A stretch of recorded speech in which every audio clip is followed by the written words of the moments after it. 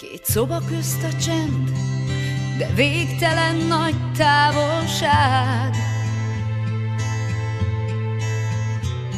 S mi otthonunknak hívtuk egykor ezt a két szobát. Esténként úgy vártalak, tudnod kell, ez nem panasz, és nem sírok, csak bánt a cigarettafüst, attól könnyezem. Boldogság, gyere haza, késő van, gyere haza, honnan jössz, nem érdekel, gyere haza, csak ennyi kell.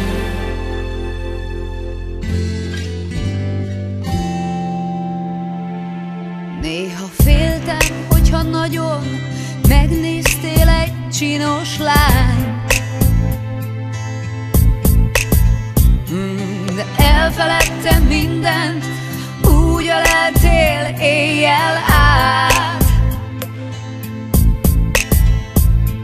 És ma sincs nálam boldogabb,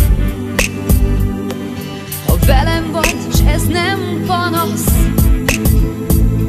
és nem sírok, ne félj, csak erős ez a fény, attól könnyezem.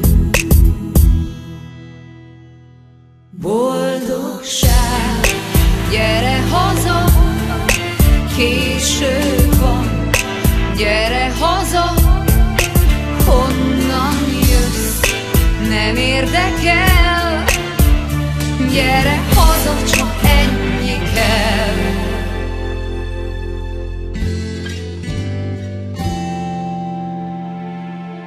Kint sűrűbb lett a homály, az utcazaj is elcsitult. Nézem, ahogy csöndben álmodik a kisfiunk. Én gyűlölöm az álmokat, s te tudod, hogy ez nem panasz,